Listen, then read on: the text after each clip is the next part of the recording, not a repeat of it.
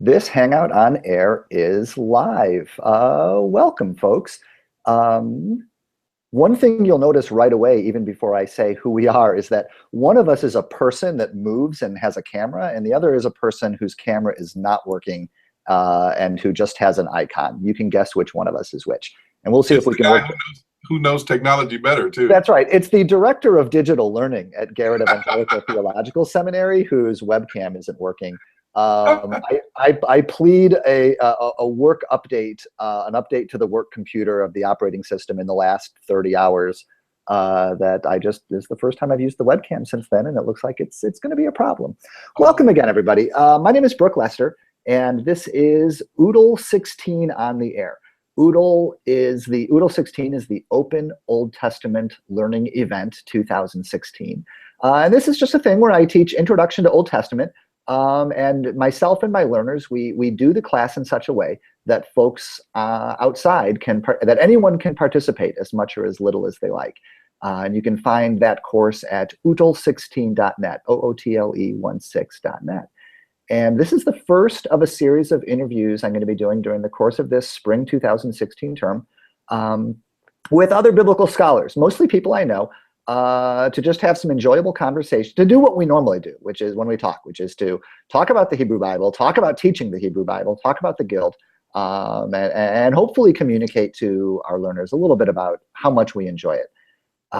So with me today is Joe Scrivner, I know him as. Joe, are you professionally Joseph or Joe? Joe is fine.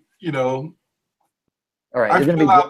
My syllabus says Joseph, but to colleagues, I'm Joe Scrivner. Yeah. All right, you're Joe with me tonight, as always. So, Joe Scrivner. Joe is pastor of Brown Memorial Presbyterian Church, that's PCUSA, in Tuscaloosa, Alabama, and he is the director at Stillman College of the Center on Religion and Society. Joe has previously taught biblical studies at Samford University in Memphis. Joe, did I get all that right? Samford is in Birmingham. It's in Birmingham. Just 45 minutes from Tuscaloosa. Oh, who knew? All right. Yeah. Good. And folks that are following along, if you want to go on Twitter to the hashtag OOTLE16, OOTLE16, you'll probably find some of my students there exchanging comments and perhaps offering questions along the way. I'm going to do climate control, Brooke. I'll be right back. Okay, do it up. And so what I hope to be doing is while I'm talking with Joe, I'm going to be keeping one eye on the Twitter feed. So if there's questions that you want to bring to us, comments that you want to make, you can do it there. You can talk with one another on that Twitter feed and have a parallel conversation going. And every 10 or 15 minutes during this hour, I'll make a point of looking over there and making sure that I'm bringing any questions that I see to myself and to Dr. Scrivner. So, Joe, tell me when you're back in hearing range. Yes. Okay, good. The topic for my students this week is the wisdom literature, and part of the reason for that is even though the course has just begun, I have my students do the writings first. So we go through we do the writings first, and then we do the latter prophets, and then we do the former prophets, and then we do the Pentateuch. I have more than one reason for doing it that way, but who wouldn't want to put off talking about the Pentateuch in their introductory Old Testament class or Hebrew Bible class for as long as possible? So we're in the writings right now, and the topic this week is wisdom. So they're reading about Proverbs and reading about Job and Ecclesiastes.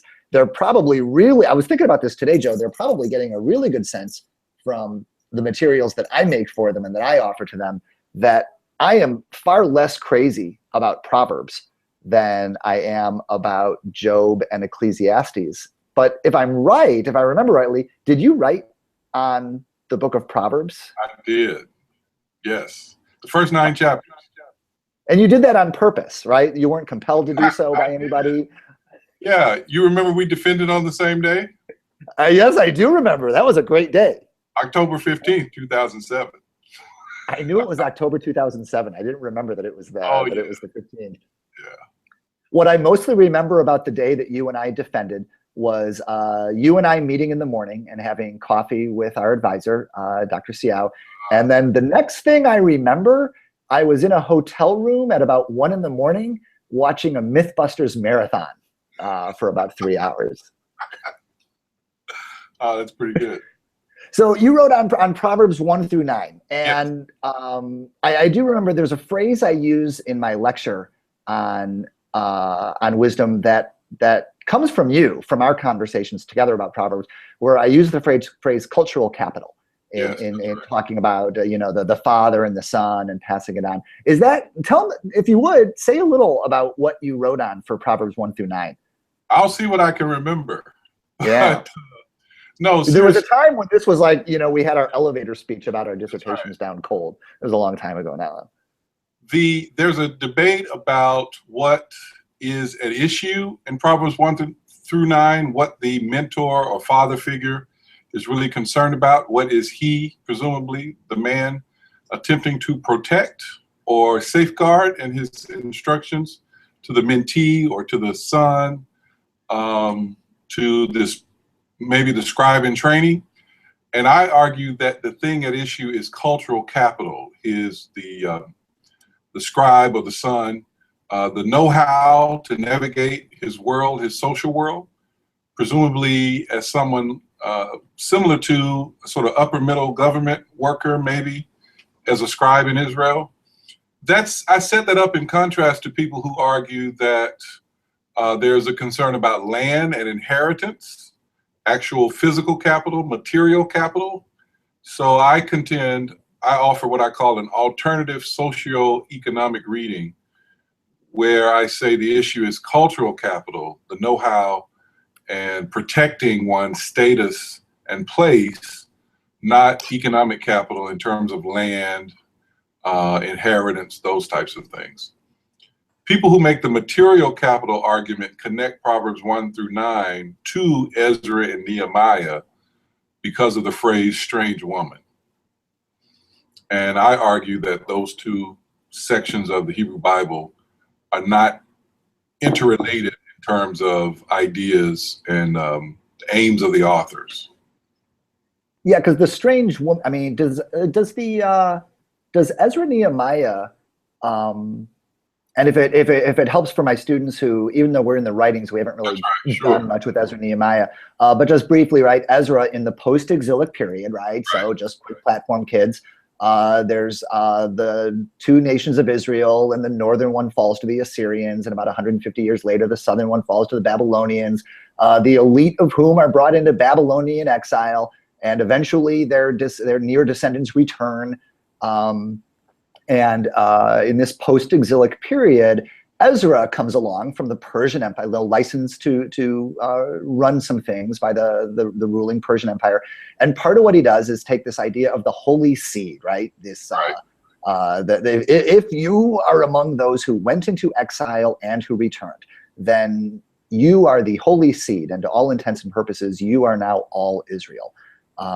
And so when they come back, and there are so-called Israelites, right? People who identify as Israelite, but who are married to Moabites, Edomites, Ammonites, what have you. And Ezra sends those families packing, right? Is the way tells the men to send the women packing. Tells the men to send the women and children packing, right? And these are foreign women. What's my question that I was going to ask Joe is that how close is the language about the language is like strange woman? The language is identical. You have nochrichya, the feminine adjective for strange woman. You have also isha zara. Right? Okay, isha zara. Zar and nochrichya, zara and nochrichya in the feminine. So the terminology is the same.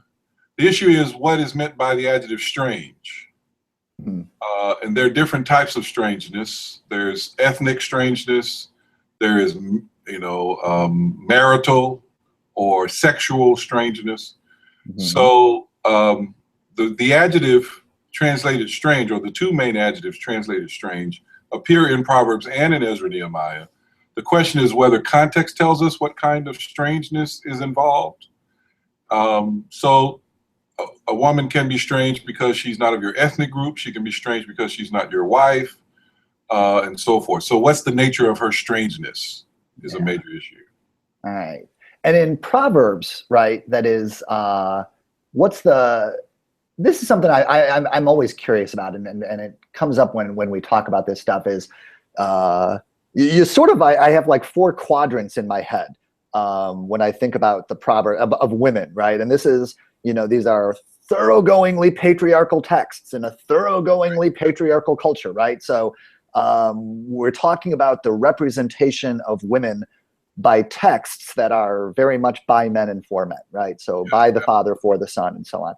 And there's the personification of wisdom as a woman, right? So there's that kind of removed, figurative woman. And then there's the depiction of the actual good wife, right? And that's the human good woman, right? Then over on the bad side of things, you've got your depiction of the I think, now correct, and this is really my question, do you have the personification of the strange woman as a figurative, like folly, right? That is it the case that there's a figuration of folly as this strange woman, as well as the actual, strange woman, like, hey, boys in this scribal school or whatever, don't get waylaid on your way home by the strange woman, who hangs out on corners and entices you from your studies and your life of doing what is righteous. Is there also the personification of folly as a figuration of the strange woman in a similar way that you have the figuration of wisdom in a very clear and unambiguous way? Yes, and if I remember correctly, I will have to go back to double check, but if I remember correctly, the woman of folly is personified in the same passages where wisdom is personified as a woman. Mm-hmm. And so I think you're right about that. And then there are the passages that talk about a strange woman and appear to present her as an adulteress.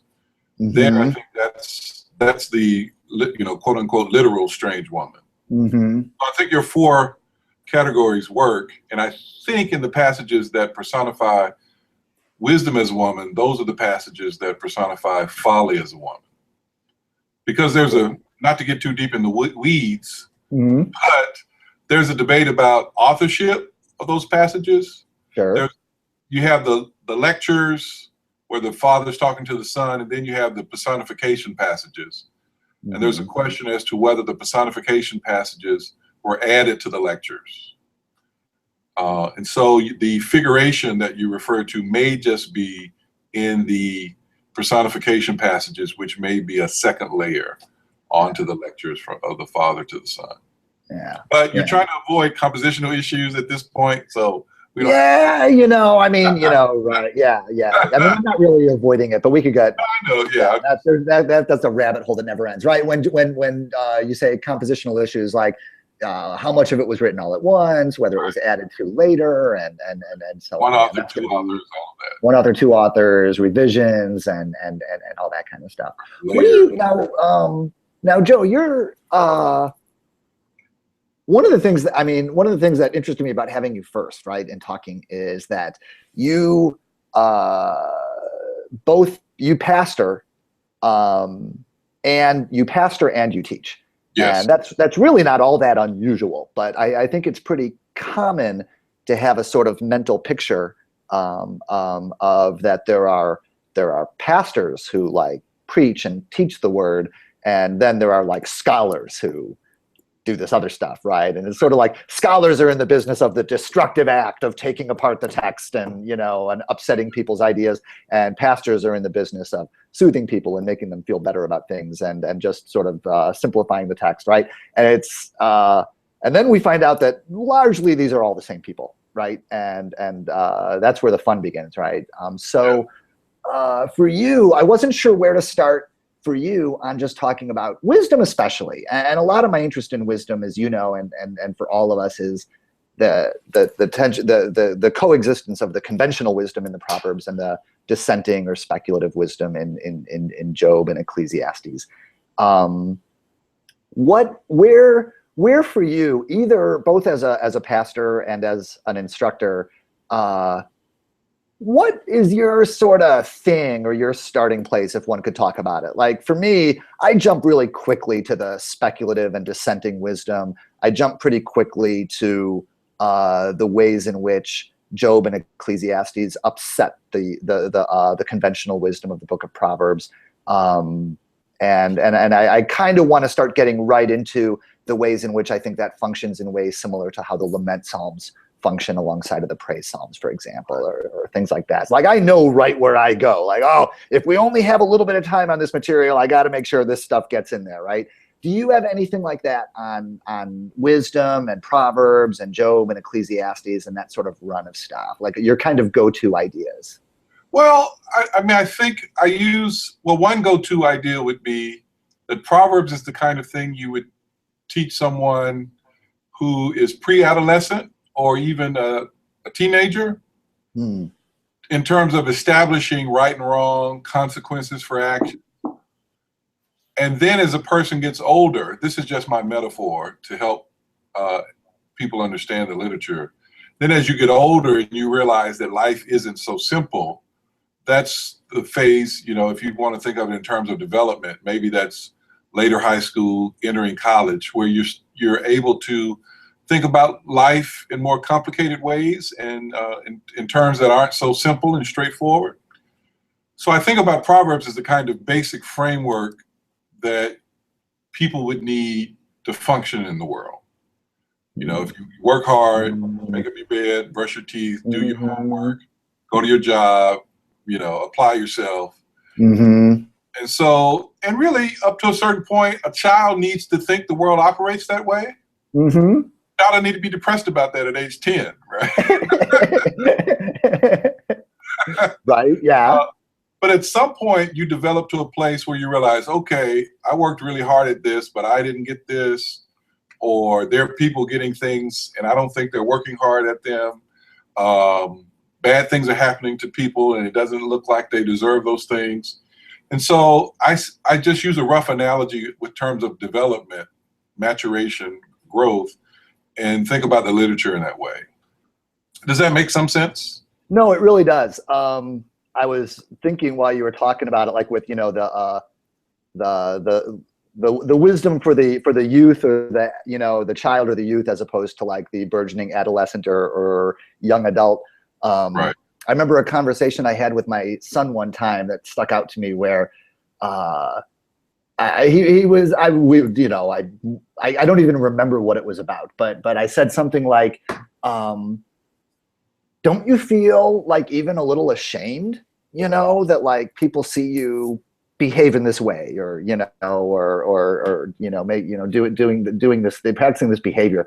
And he goes, well, no, not really, because I mean, you always said, who cares what people don't worry about what other people think about you. Don't worry about what other people think. And I remember sitting down, I was like, okay, well, wait. See, but it's not that simple, right? And I thought about that. It's like, well, when you're of a certain age, when you're young, right? Like there's these very simple things that, you don't worry about what other people think. Like that's a very simple message, and it has an important meaning for you.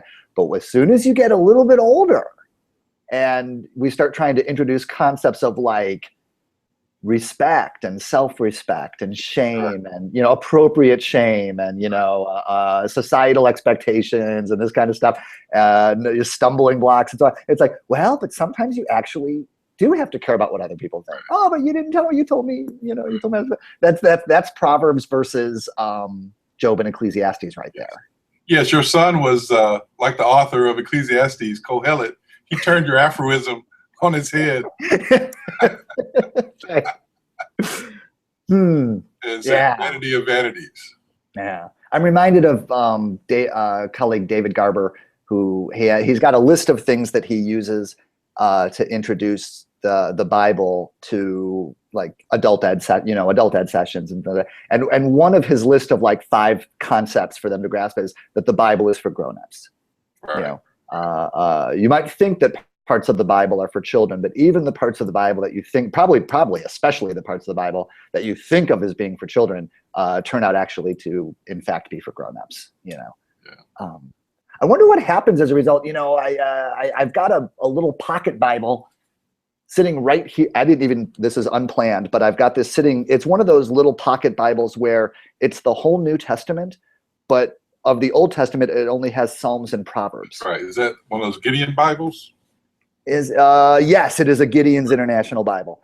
And that's a good, so if they really want this to be for, what happens when you take the part of wisdom that is, in the way that we're describing it, really more geared towards youth in its kind of relatively simplistic portrayal of the world, without including Job and Ecclesiastes, right? It's a very incomplete Bible for adults to be walking around with in their shirt pocket. Yeah, and that may serve as a nice metaphor to say, unfortunately, it is the theology many people walk around with, though. It really is. Yes, exactly. So they want to follow Proverbs and the other parts of the Bible, that have a simple act-consequence connection. Mm-hmm. And they don't necessarily want to hear or think too deeply about the more complicated things in Scripture, in the Bible. Yeah, and I mean, as much as one might want to look for, I was thinking about that when I was putting stuff together for my class for this week. I was giving him some recommended readings, and I was kind of trawling through all my old bookmarks, my old web bookmarks for things.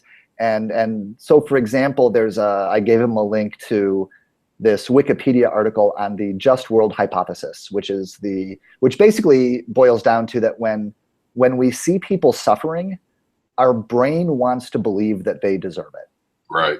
Right? Oh, yeah. When we see people suffering, and I wonder if that even just has things to do with just, as you know, Joe, I'm not only a biblical scholar, but also a biologist of human evolution. Yes. Yeah. Just need to get that. Yeah, just get that out there. Get my credentials out there. No, but I was something I wonder as a layperson, as a scientific layperson, is humans are designed to see patterns. Right. We are a pattern-seeking species, and that has a lot of benefit to us. That's a great adaptation to be able to recognize patterns. But then you start seeing this. I wonder if that's sort of some of the unintended, not unintended, the other consequences of being really good at pattern recognition is to see them when they're not there, right?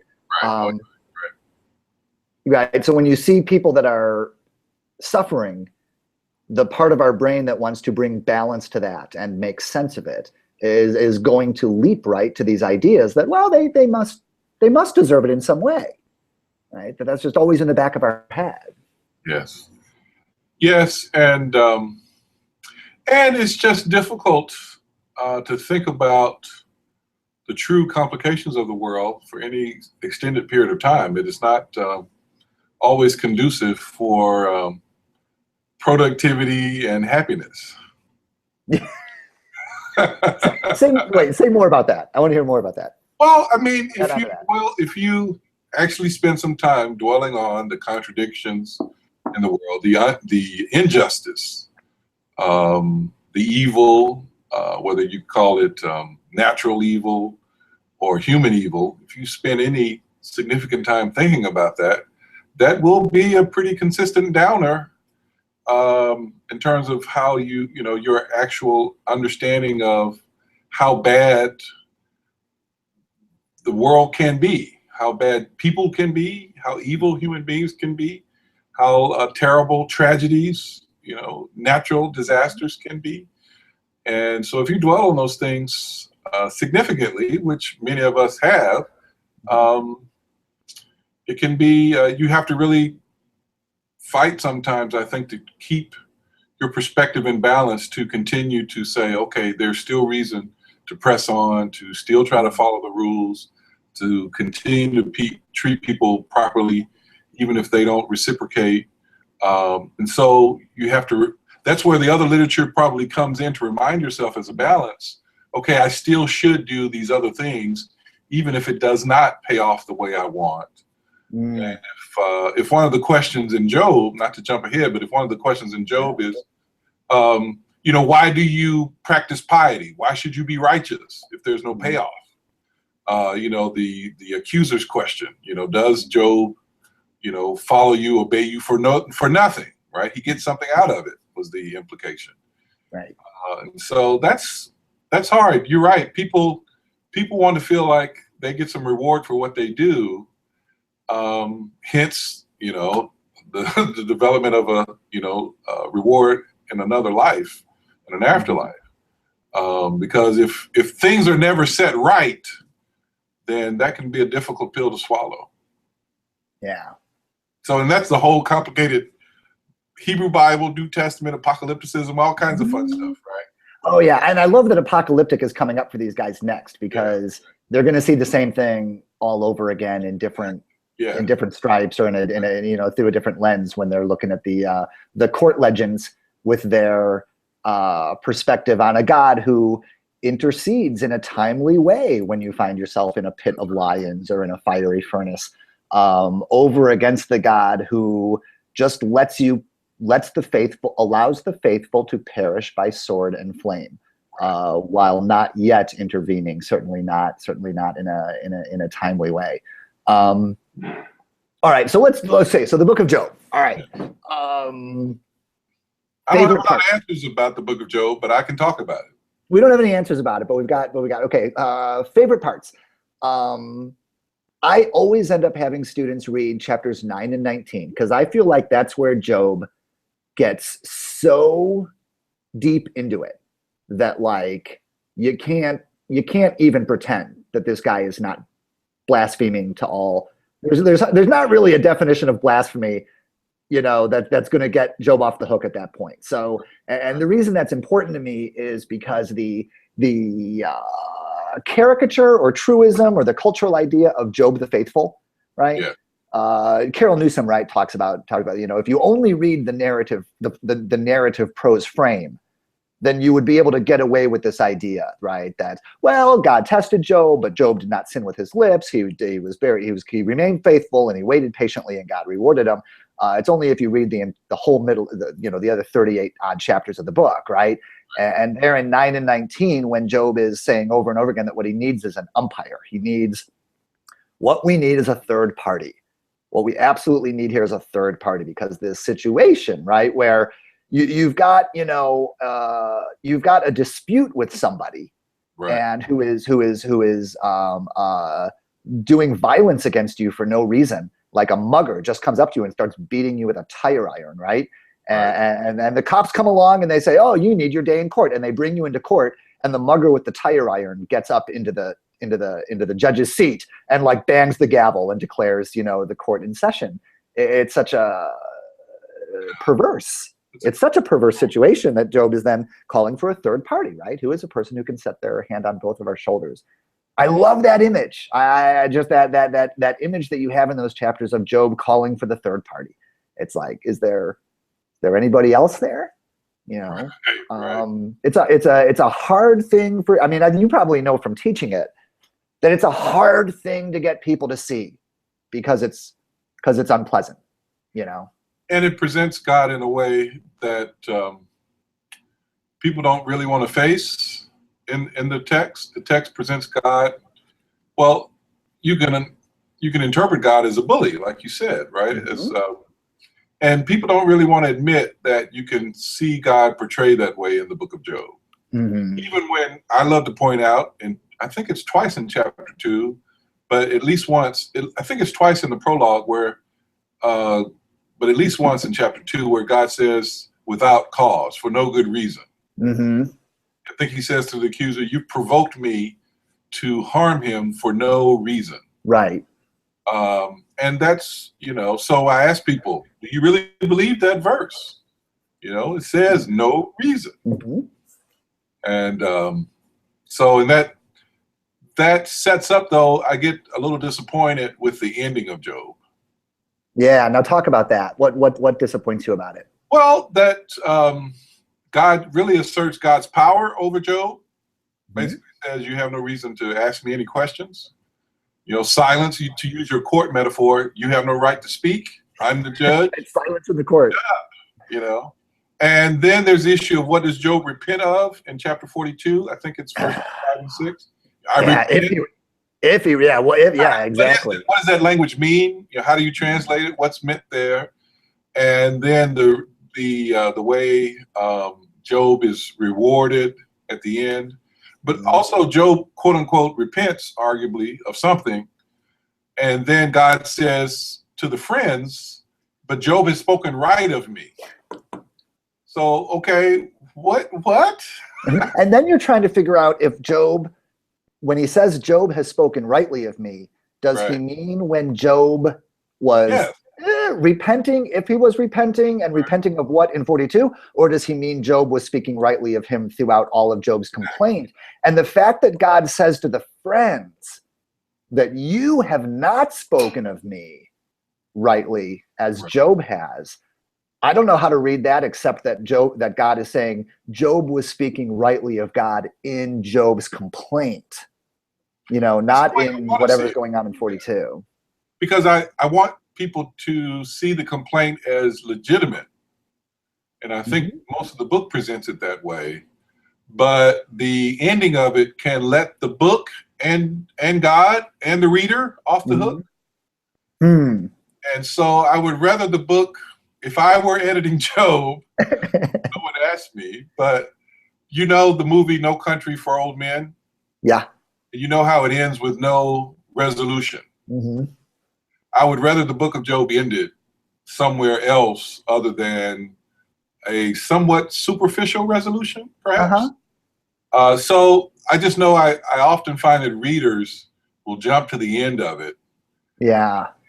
And the end of it will allow them not to grapple with the things you pointed out in chapter 9 and in chapter 19. No cause language, to provoke, when God says to the accuser, you provoked me for no reason. I think often in readers' piety, especially, for Christians in particular, they read the ending as an easy escape hatch sometimes. Yeah. It's get out of jail free card. Well, and I'm honestly unsure because verses 1 through 6 in chapter 42 are so hard to understand. Right. I think it's really hard to know. I know what I want to be the case. What I want to be the case, and what there are definitely very strong arguments to support, is that Job in verses 1 through 6 is talking out of both sides of his mouth. Right, that he repeats God's words, but he repeats what God has said. Who is this that darkens counsel without knowledge? Blah blah blah, and that he's basically doing that thing that oppressed people have done forever, or that if you can imagine anything from like a child who's just been spanked, muttering under their breath, right, or the ways in which whoa, am I not expert in what I'm about to say, but like what I understand, from others to be happening, like, often in spirituals, for example, where there is what you're saying in the spirituals, for example, that will be palatable to those whites who are overhearing. Right. And then there's the parallel message that is being heard by those who are on the inside and able to know. And if Job is speaking out of both sides of his mouth, so that what God hears is, I repent, I repent, I repent. You're stronger than me. Now my eye has seen you. But that those of us who are in the know are able to hear Job saying, wow, I predicted that you would come along and spank me for no reason. And look, you have. I predicted that you would not address my questions of justice, and you have not. And now I thought you were a monster, but now my eye has seen you, and holy gazanga, it's worse than I thought. So I'm just going to shut the heck up.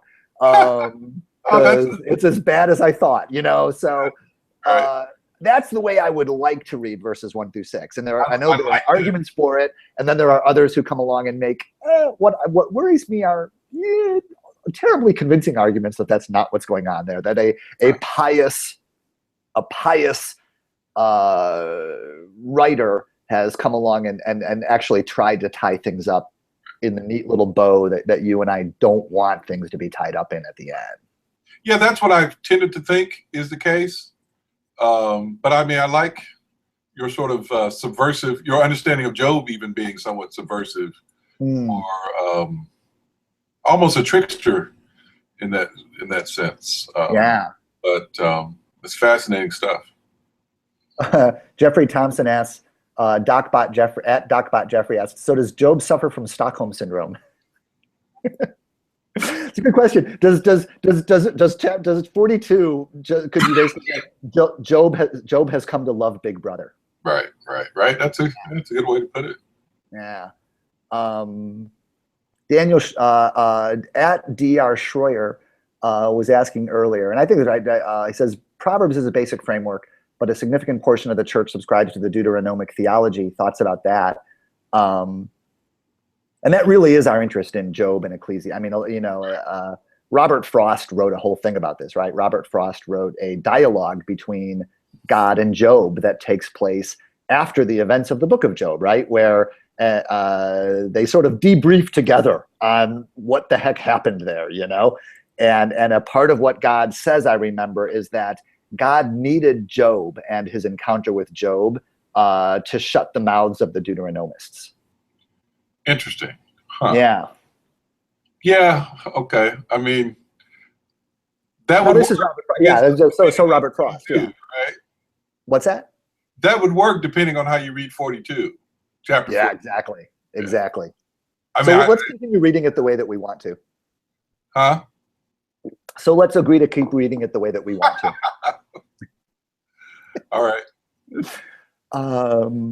Yeah. Huh. Retributional theology, they call it, right? Yes, that's right. What do you think? Let me ask you. Yeah, go ahead.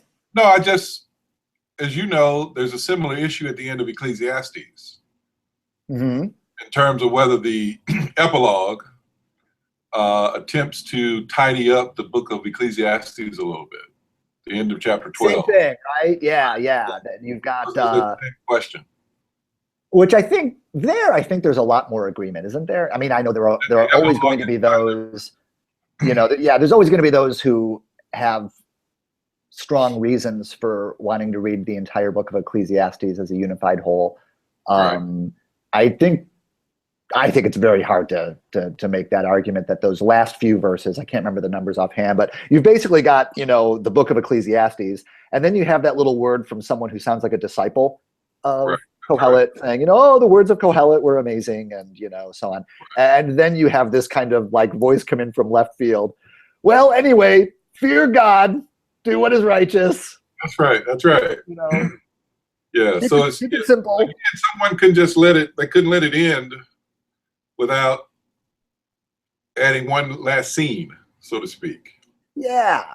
We need to put this scene on here before the credits roll. Which I can understand emotionally. I remember, I've assigned, usually when we go through wisdom, I typically assign excerpts from Proverbs and Job and very little from Ecclesiastes. And I remember once I made the experiment of simply assigning the whole book of Ecclesiastes and just did that.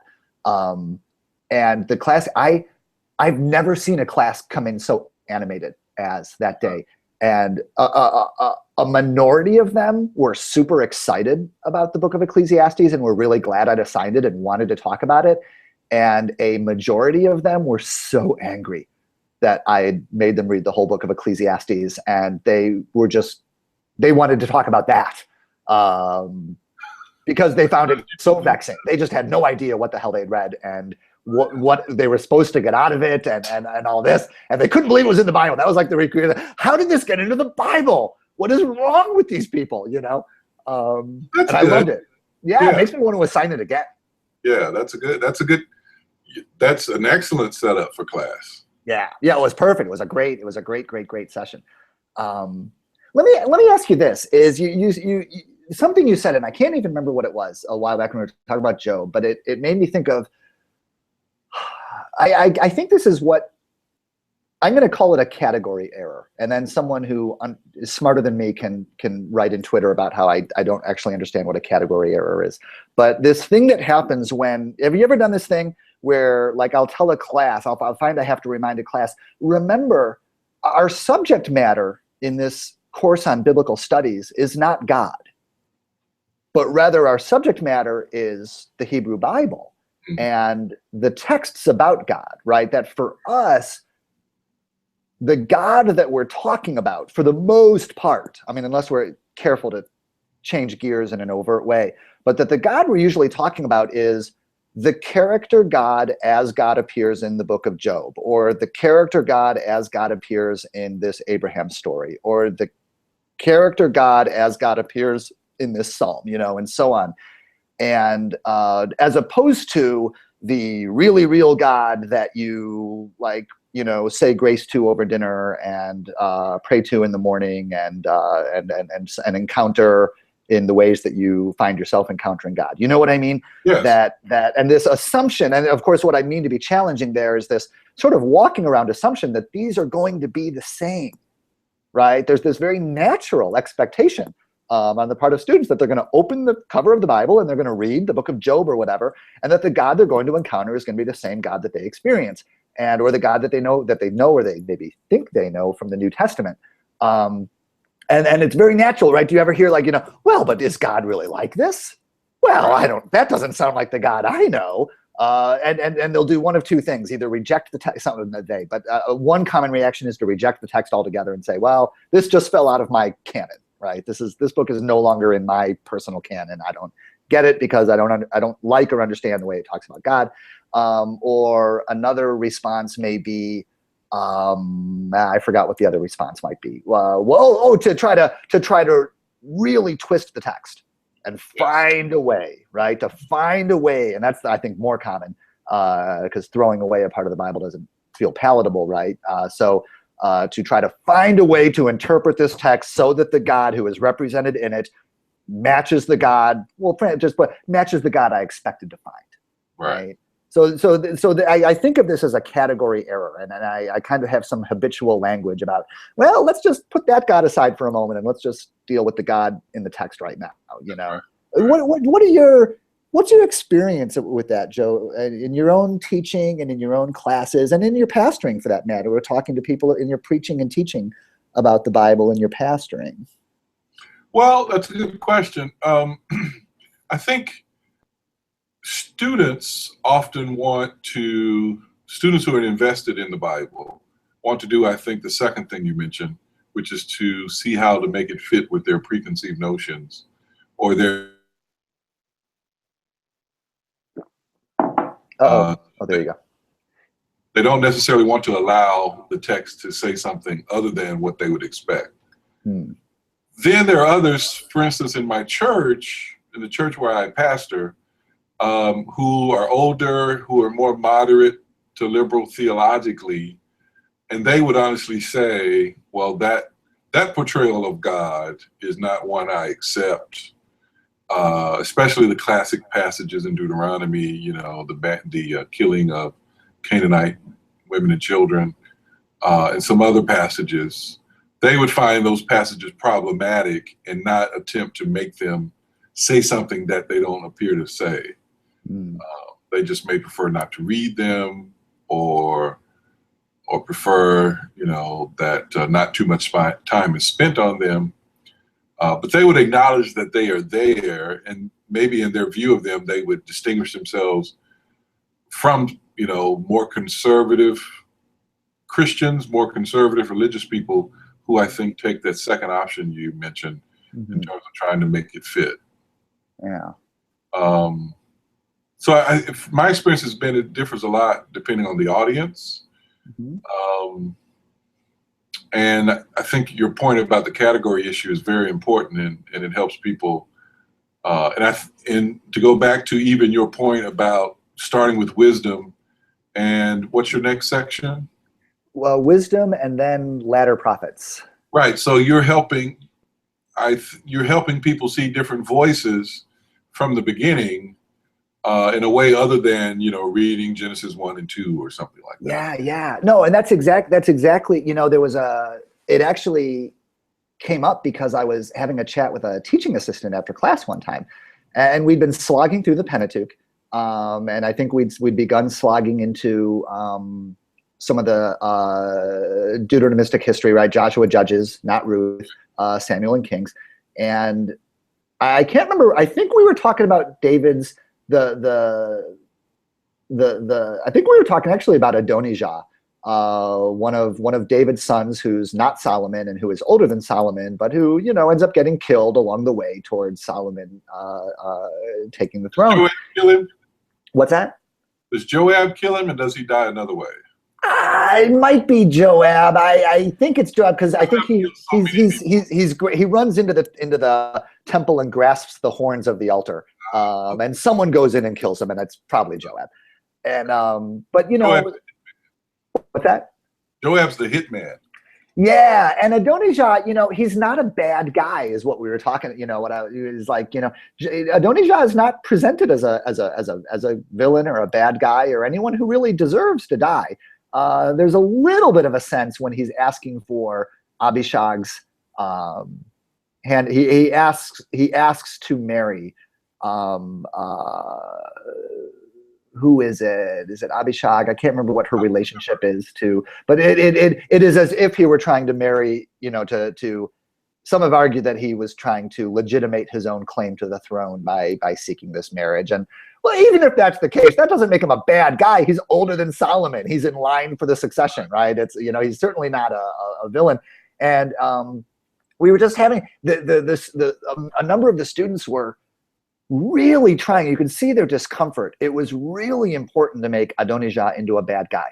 And I found myself talking, and a number of these kinds of things had been coming up, and I found myself talking to my TA after class saying, if only they had read the book of Job already, if only they'd read Ecclesiastes, if only they'd read the complaint Psalms already, if only. And I was like, well, why not? So I mean, yeah, I think what I'm trying to do by organizing the class this way, it's probably good to bring it up because I don't think I've told my students this time why I do it. Why is he starting in this? Does he not know where the Bible begins? But you're right. That is. Well, I mean, the other reason is that if you're going to start with Genesis 1 and 2, if you're going to do the historical critical thing and talk about like JEDP and all this kind of stuff, it's like, I just feel like it's asking a lot of students in their first week of class to learn the entire history of the people Israel so that they can start using dates like 10th century, 9th century, 8th century, 6th century, and try to place these sources in their geographic and historical contexts and all this kind of stuff. I feel like that's asking an awful lot. Whereas to read the writings, you probably better figure out where the exile is, right. And then that's about it. So it's an easier learning curve, but far more exactly as you say, Joe. It's like, let's see right away what it looks like in the Hebrew Bible to have diverse perspectives duking it out right there on the pages, and to realize that we've been handed a Bible that has canonized these competing perspectives. It's a very different Bible then. Yeah, and it helps to do that in a place where you don't have to disentangle a text, right? A narrative, the way you do in Genesis to see that. Yeah. To try to do that in Genesis, you have to then first show them, okay, don't you see there are two different narratives here in the creation stories, or in the flood stories, or in the in the other what we call doublets. But so first you got to get them to see the tensions in the text in a unified text. Whereas when you start with wisdom, you have separate texts, separate books that help them see that. Yeah. Nisha, our friend and colleague Nisha Jr., she reminds me, we do not slog through the Pentateuch. Thank you, Nisha. Oh, I like to give Nisha a hard time because she. I love the Pentateuch, and I love especially Genesis. Yeah, and I do the Rakia, Genesis 1. I'm famous or infamous for starting there, because I'm trying to accomplish this issue of historical distance, and I find that the dome in Genesis 1 helps me do that. So I'm trying to get them to see that this is an ancient text with a view of the world that is not our view of the world. Yeah. But I could do that in Genesis 1 without going into compositional. Yeah. Well, all you have to do is read the text. Right. I'm more interested in the historical distance demonstrated by the view of the earth and the sky than I am in the compositional issues. Because the historical distance is an issue that will stay with them when they think about the Bible, when they will forget, the four sources and the editing. If they just remember, okay, Dr. Scrivner reminded us that Galileo got in trouble for contradicting Joshua 10 about the sun moving. And we now look back on that, and Galileo was right. So let me think twice about these other passages that people are talking about. Yeah. So now, obviously, people don't always connect the dots. But I at least want to give them some tools that if they're willing to open the box, they can, they may be able to think about some of those things. But at least give them pause before they run too quickly to certain types of conclusions. It's kind of funny when you think about it. It's like, what we do when, what I hear you and I both saying, Joe, is that no matter where you start folks with the Hebrew, you can really start folks anywhere with the Hebrew Bible. But a part of what you're going to be doing is trying to facilitate an experience by which the learner, the reader, is at some point sort of slapped in the face with the fact that what they're having is a cross-cultural experience. Right, that's right. Yeah. Right, that they are a stranger in a strange land among this material, and we use the word defamiliarization. Right, we say, oh, we take this. So one of the things we do is that insofar as our learners approach the material, assuming that they are familiar with it, we leap out from behind a bush and try to defamiliarize the text, right? And show, boo, it is not so, look, it is not so familiar as you think. It is unfamiliar, and you are a stranger in a strange land. And yet we also do that thing, right, don't we, where insofar as students are approaching the material, assuming that it is unfamiliar or irrelevant. Oh, the Old Testament God, I don't really care about that because I've got my New Testament God. Oh, this is, so long ago and far away, it doesn't really matter. And then we scramble to find places to say, oh, no, look. Have you ever felt like the world is an unfair place where, people don't get what they deserve and that's a problem? Look. Even this ancient material is right there with you, having these experiences and these responses to them and reflecting on them in the same way that you do. So I guess it's just kind of, insofar as we see our learners feeling familiar, we rush to defamiliarize. And insofar as they appear to be unfamiliar or to be aware of their unfamiliarity, we rush to familiarize. Yeah. If they are too comfortable, we want to create some distance. If they are dismissive, then we want to say, no, this is closer to you than you acknowledge. This is these writers are experiencing many of the same things that you experience and people around you experience. Yeah. And here's just a freebie for anybody. Use the NRSV of Genesis 1 with the translation dome. Ask people to draw Genesis 1, and 8 out of 10 people will not draw the dome, even though the text says dome several times. Maybe 7 out of 10, depending on the group. Yeah. They will draw a globe, or they will draw, the planet Earth as they know it. Yeah. Not draw what they read in Genesis 1. Oh, that's interesting. I've never done that before. Oh, I do it. I did that. I was infamous or famous for doing that at Samford. Yeah. And so it's the Rakia thing. It's Dr. Scrivner, Rakia. Yeah. So Rakia, folks, that's where you see the word firmament or dome or whatever. It's that thing that the birds fly across and that God opens the windows in it to make the flood happen and so on. So you can say a Rakia a day will keep fundamentalism away.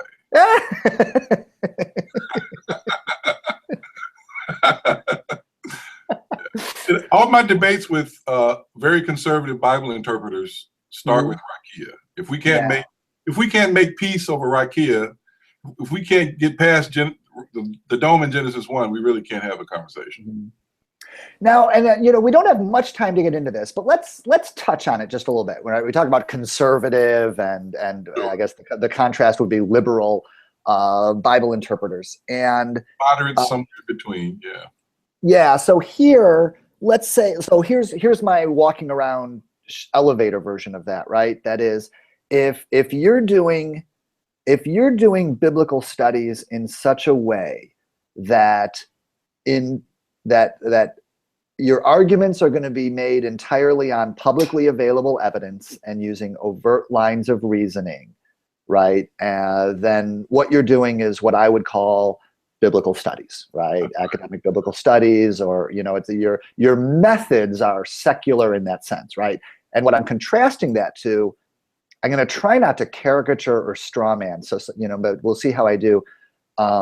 As opposed to saying, well, we have private revelation or denominational doctrine that we know to be true, and that tells us something of what we will find when we approach the Bible. That is, we know that this doctrine is true, and that is going to have a methodological place in our reading of the Bible, right? So my usual walking around example is the NIV Bible translation, right? Quite famous. There's just one example among a gazillion, but in what we talked about is Genesis 1 and 2, right? In Genesis 1, humans are created after all the animals. Right. No, excuse me. Yeah, after all the animals. In Genesis 2, humans are created before all the animals. And where other translations will have in Genesis 2, after, when Adam needs a counterpart, and God says, oh, it's not good for the Adam to be alone. And God makes like all the animals, and right. chickens and horses and, tapeworms and whatever. And they're all paraded in front of the Adam. And none of them are found to be a helpmate for him. So then God does the bone surgery. And right. the NIV doesn't say, so other translations will say, it's not good for the man to be alone, for the Adam to be alone. So God made all the animals. And the NIV will say, now God had made all the animals, right? That is translating in such a way as to attempt to harmonize, right? Yeah. Genesis 1 and 2. And it's because from the NIV translator's perspective, we're not messing with the translation to fit our dogma, is not the way they would describe it, right? But they would say, well, we already know that these two accounts of creation are going to be harmonious with one another because we believe that the Bible is inspired by God in this particular way, and that the Bible will have these particular features, and therefore we will find that these two accounts are harmonious, and we just got to figure out how, right? If you're doing that, you're not doing what I would call, according to Hoyle, biblical studies. Right. You're into so when we talk about conservative and liberal, I guess for me that's the walking around distinction, right? Isn't it? It's not about a political agenda. It's not about the political outcomes, conservative and liberal, that one might or might not want, but rather these two methods of approaching questions that we bring to the Bible. Yeah, and that your description fits my definition of biblical criticism, is an analysis of the Bible that is willing to come to conclusions that may contradict accepted beliefs, which is, I think, a similar way of saying what you're talking about, that you are willing to come to conclusions about what the text is saying, even if those conclusions contradict somebody's accepted doctrine about X, Y, or Z. And another example in Deuteronomy another example of the NIV is Deuteronomy chapter 1, verse 5. Where it says Moses said these things east of the Jordan instead of across the Jordan. And they're trying to cover up a little bit that the editor in Deuteronomy 1 is not Moses, because the editor is on the west side of the Jordan, not in Moab. I think the NIV is the only translation, if I remember correctly, that renders that phrase across the Jordan as east of the Jordan. They tell you where it is instead of just translating the prepositional phrase. Yeah. Another place where they cover up like that. I was doing a thing on Esther. This isn't really a harmonizing thing, but sort of softening the text. I was doing a leading an adult ed session on Esther at church this last Sunday, and there's the thing where the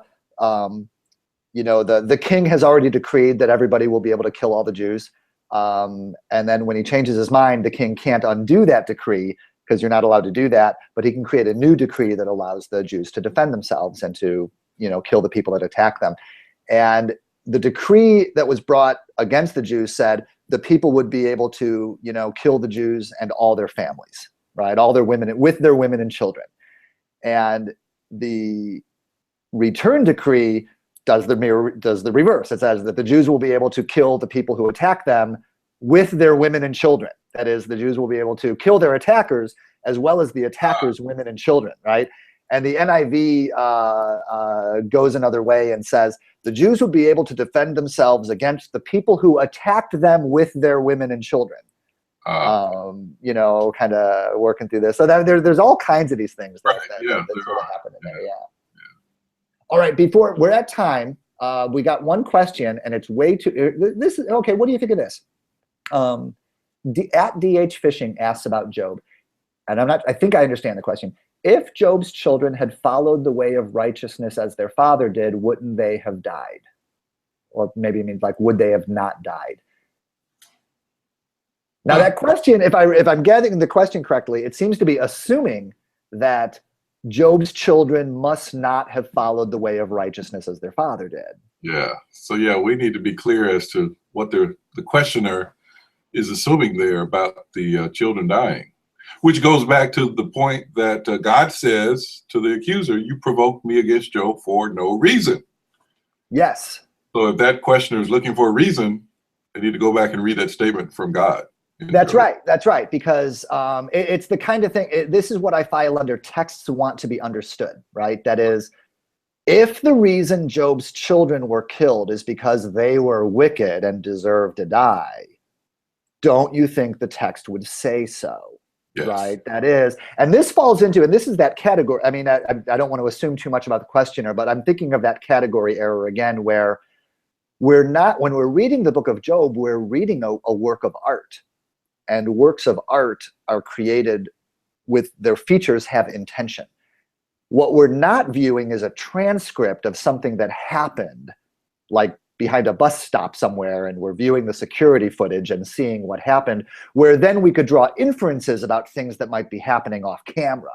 Right. So to try to look off camera in Job 1 and 2 for reasons why things are happening in Job 1 and 2, I think is to treat it as if we're looking at security footage rather than we're looking at a work of art that is seeking to be understood. Does that make sense? Yeah, especially if the art in this case says something to the contrary of what you're looking for, in the security footage. Yeah, right. Yeah, I think the text is pretty clear that these things happen to Job without cause. I mean, that part is not really debatable, I don't think. That is, if you're reading the book of Job chapters 1 and 2, and you find yourself with a presupposition that says, well, the children must have been wicked, or God wouldn't have killed them, then the solution to that is really read the rest of the book of Job.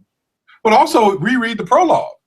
And reread the prologue. I think the prologue is pretty clear. I mean, the prologue doesn't present Job as complaining, but the prologue presents everybody as innocent. I think Job and his children. It really is very unapologetic, right? That is, right, it is. God is doing this awful thing, and then we're going to see what happens as a result. But the prologue is not ambiguous that, no, God is doing this awful thing. Yeah, I mean, the prologue presents it pretty clearly that God made a bet with the accuser that if I let all this stuff happen to him, he's not going to betray me. And so it's God and the accuser at a poker table. Yeah, which is, Job's the chip. Job's the chip. So, all right, I know we're at time. Joe, I'm so happy that you agreed to do this with me. I was really worried because it's 7 o'clock at night. Now it's 8 o'clock at night, and it's practically past my bedtime. And I know you had a full day. But this just goes to show that you can probably you could drag us out of bed at 3 in the morning and throw us on the phone together and say, hey, how about Job? Have you considered my servant Job? And we're gonna find something to talk about and be interested. I guess that's why we do biblical studies. We spent a few years suffering for this knowledge. So yeah, we really did. So All right. So everyone, what you've been listening to is a conversation between myself and Joe Scrivner. Joe is pastor at Brown Memorial PCUSA in Tuscaloosa, Alabama, and director at Stillman College of the Center on Religion and Society. This conversation was in the service of OOTLE 16, the Open Old Testament Learning Event 2016, a course going on during the spring of 2016. And you can find more information about that at ootle16.net. Joe, just let me thank you one more time.